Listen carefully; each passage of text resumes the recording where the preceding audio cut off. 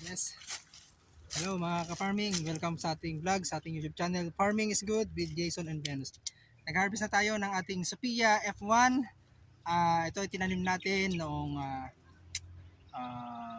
February. Yes, February 2026. So, tingnan nyo naman guys. Ito ang ating Sophia.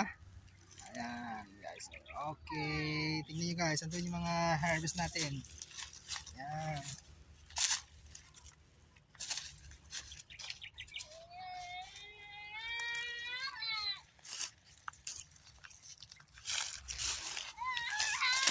So, ang ginagawa natin guys, pag namimitas tayo, kailangan wag natin putulin yung sa tangkay niya.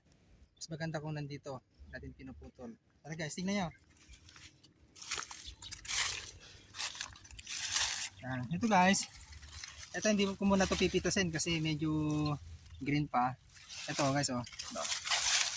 Yan. Kailan dito.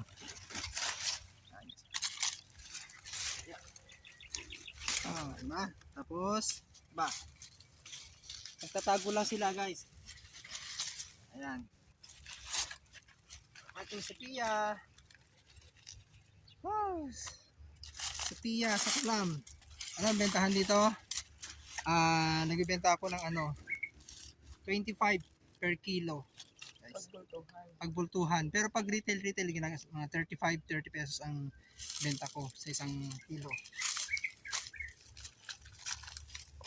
So, medyo malayo yung tanim ko. Sa susunod, medyo dapat kailangan mas malapit yung pagtatanim guys. Para sayang kasi yung space. Kaya sabi ko next time yung 4 na linya gagawin natin 6 na linya. So hanggang doon yung nating kalabasan natin. Nakita nyo yun guys.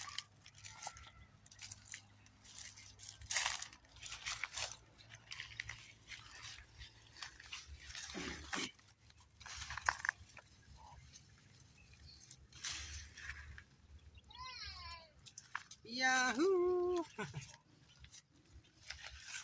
Pera mo kurang. Agpakas di kantan. Dapat hindi ka rin yung dumang alak.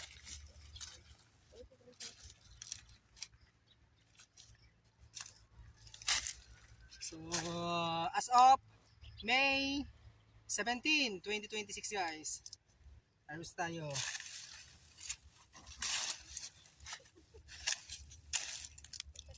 Ayan guys, oh.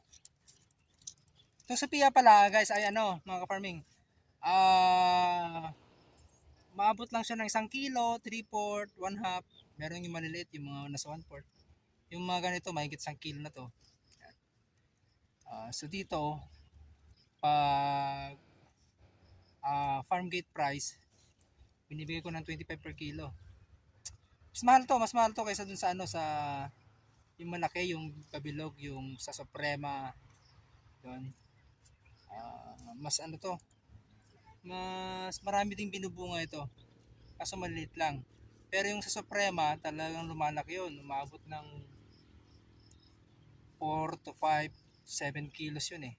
Tapos nagtanong ako kung magkano yung per kilo doon sa bumili doon sa kapitbahay namin doon sa kapitbarangay. 15 per kilo yung kuha nila. Sabi ko i-retail ko na lang. Marami kasi bumili. Kahapon kanina naka 50 hindi, 85 kilos. So 85 kilos guys, sold out agad. So sayang din 'di ba kung bibili ng 15, ibenta ko na lang. Every day na ako nag-harvest ng ganito guys. So sana abot sa presyo. Pero ito, ayan ang dalawa, laki. Katabi. Ayun guys, tingnan nyo. May kambal guys, tingnan nyo, laki. Nagsasabi ayan Ayan, magkatabi guys, Tas mo, tas mo konti. Ayan guys, di ba? Ayan. So ayan guys, ang laki. Yahoo! Di ba? Tingnan lang yan. Ayan guys, diba? So, solid. Next time, hindi na ako magtatanim ng kamatis. Ito na lang. Mas magaan pang trabaho guys. Iwanan ko na to kasi meron akong ginamit na ito guys. Oh. Oh. Gumamit na ako ng drip type hose. Ito. Andyan oh. Ito yung puno niya. Nandito yung sprinkler niya. So, next time, dito na ako magtatanim na ako ng kalabasa. After ng palay guys. So, maraming salamat pala sa sa nanonood ng ating YouTube channel, Farming is Good with Jason and so, pa-subscribe guys sa ating YouTube channel. Farming is Good with Jason and Venus. So, kalabasa naman ang tinanim ko ngayong season na to. After nito ay palay na guys, pero ewan ko lang kung ang mahal ng krudo, kaya subukan natin sa sunod mag solar. So guys, tara, tingnan natin yung maipon natin na ma-harvest natin ngayon.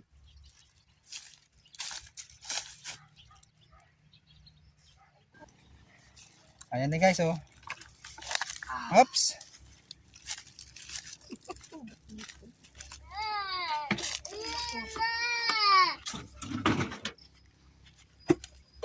Excuse me. O, doon ka. Ayan Doon guys. ka. Isa.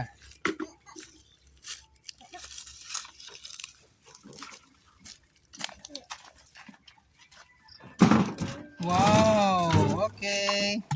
Tara, punta muna tayo sa kabila guys. So, yan. Yan yung ating guys, na-harvest muna. Ayan. So, mag-harvest pa tayo doon guys. Doon sa tanim namin doon. Punta tayo doon. Okay guys, nandito yan sa isang parte ng ating taniman ng kalabasa. So, ayun guys. Yan tayo kukuha. Okay. Sabi na. Bukas na lang doon guys. Susunod na lang. Dito naman, susunod na lang. Siguro sa after, depende. Kung may order na naman bukas, dyan naman tayo may imitas. Let's go!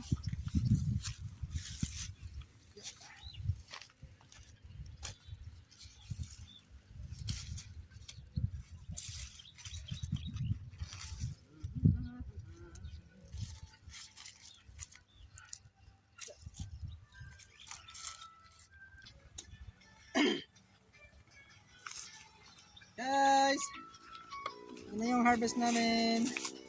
Ayan ang dating tricycle. Puno guys. So, benta na natin bukas na naman. Maraming salamat. God bless.